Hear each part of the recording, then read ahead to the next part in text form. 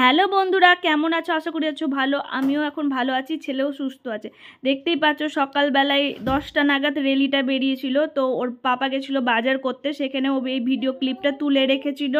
তো ওই ভিডিও ক্লিপটা এখানে অ্যাড করেছি, আর ভয়েস দিইনি, কারণ সব কিছুরই না কপিরাইটের ভয় থাকে সবার, সেই জন্য না আমি আর তোমার ভয়েসগুলো দিইনি। তারপরে আমরা সন্ধ্যাবেলায় চলে গেছিলাম 8টা নাগাদ, চলে গেছিলাম রাম মন্দিরে পুজো হচ্ছিল, কীর্তন হচ্ছিল, সেখানেই চলে গেছিলাম।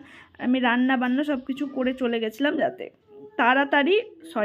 তাড়াতাড়ি হুড়পাড় না হয়, যে ধীরে সুস্থে যেন আসতে পারি। তারপরে দেখো 9টা মোটামুটি 1-1.5 ঘন্টা ছিলাম, কীর্তন শুনছিলাম, তারপরে 1-1.5 ঘন্টা ছিলাম। তারপরে চলে এসেছি, কারণ হাজব্যান্ডের নাইট ডিউটি ছিল, সেই জন্য চলে আসতে হয়েছিল তাড়াতাড়ি। তো দেখো কি সুন্দর সাজিয়েছে, দেখো ভিতরটা, মানে সব সময় না এই মন্দিরটা এত সুন্দর করে সাজায়, আমার খুব ভালো লাগে এই মন্দিরে আসতে। কেন কে জানি, এর আগেও রাম মন্দির যখন প্রতিষ্ঠা হয় না, তখনও এরকম খুব সুন্দর করে সাজিয়েছিল, আর বিশাল জায়গা জুড়ে, পাশে একটা ছোট মাঠের মতোও করা আছে, পাশে মানে বাম সাইডে আর কি, ক্যামেরার বাম সাইডে একটা ছোট্ট ফিল্ডের মতো করা আছে, সব বাচ্চারা খেলাধুলো করে, খুব সুন্দর করে সাজায় এই মন্দিরটা যখনই কোনো পুজো। আর মানে কি বলবো, শিব পুজো বলো, তাতেও এই মন্দিরটা খুব সুন্দর যায়, কারণ এখানে শিব ঠাকুরও আছে, রামদের, মানে 3টে ভাগ করা আছে মন্দিরের ভিতরে, 3টে ভাগ। একদিন না তোমাদেরকে কাছ থেকে দেখাবো। আমার কি বলো তো, ঠাকুর মশাই থাকে, তাছাড়াও একটু কেমন লাগে মানে ভিডিও ক্লিপগুলো তুলতে, আমি ঠিক পারি না। দেখো পেছন দিক থেকে হাজব্যান্ড ভিডিও ক্লিপগুলো তুলেছে। আমি বাইরে বেরোলে না ক্যামেরার সামনে একটু লজ্জাই লাগে বলতে পারো, কিন্তু তবুও কি ভিডিও করতে হবে, ছাড়তে হবে, আমাকে কন্টিনিউ রাখতে হবে, মানে আপলোড করতে হবে ভিডিও, সেজন্য আমি যেইটুকু পারি সেইটুকু ক্লিপ তুলি। তারপরে না লজ্জাই লাগে। দেখো কীর্তন করছে এইদিকে, তারপরে আর একটা দল এসেছিলো, মানে 2টো দল, এটা শেষের দিকে এদের কীর্তন, তারপরে আর একটা দল উঠেছিল।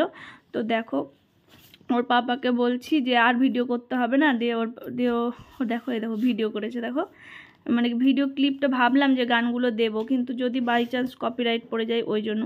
তো এই যে ভিতরে সবাই দেখো প্রণাম করছে ঠাকুরকে, দেখতে পেয়েছো? তো এটা ভালোই কীর্তন করছিল, শুনতে তো ভালোই লাগছিল, ওখানে বসে কিছুক্ষণ শুনলাম। তারপরে হ্যাঁ, ওখানে না একটা জিনিস কি বলো তো, আমাদের এই দিকে না দেয় হলো খিচুড়ি প্রসাদ, মানে আমাদের বাবার বাড়ির দিকে বা অন্য কোথাও। এই দেখো আর একটা দল উঠে গেছে, তারপরে কথাটা যেটা বলছিলাম সেটা বলি। আর আমাদেরকে এদিকে দেয় খিচুড়ি প্রসাদ, আর ওইদিকে না সবসময় পায়েস দেয়। তো পায়েসটাও আমরা খেয়ে নিয়েছিলাম, হাজব্যান্ডও খেয়ে নিয়েছিলো, আমিও ও আমার জন্য নিয়ে এসেছিলো। আমি বললাম তুমি যাও, আমি একটু ভিডিও করি, দিয়ে ও নিয়ে এনে দিয়েছিল। কিন্তু আমার পায়েসে মানে প্রসাদের ইয়েটা তোলা হয়, ক্লিপটা তোলা হয়নি, সবসময় তো সব কিছু হয় না। আর এইদিকে দেখো বাচ্চাটা কি সুন্দর নাচছিল, আমি ভিডিও না করে থাকতে পারিনি। দেখো ভিডিও করেছি, দেখো কি মানে আরেকটু আগে থেকে করলে ভালো হতো, শেষের দিকে নাচটা থামিয়ে দিয়েছে। হ্যাঁ, খুব সুন্দর, এই যে স্কার্ট পরা মেয়েটা খুব সুন্দর নাচ করছিল, সবাই ওর দিকেই তাকিয়ে দেখছিল ডান্সের ভিডিওটা। তো এই দেখো আস্তে আস্তে জায়গাটা ফাঁকা হয়ে যাচ্ছে, কারণ রাত্রি মোটামুটি কটা 9:30 10টা বেজেছিল, কিন্তু লোক ছিল, সাইডেও অনেক লোক ছিল, মন্দিরের ভিতরেও অনেক লোক ছিল। চলো আজকের ভিডিও এতটুকুই, দেখা হবে নেক্সট ভিডিওতে, অন্য ভিডিওতে। টাটা, বাই বাই, শুভরাত্রি।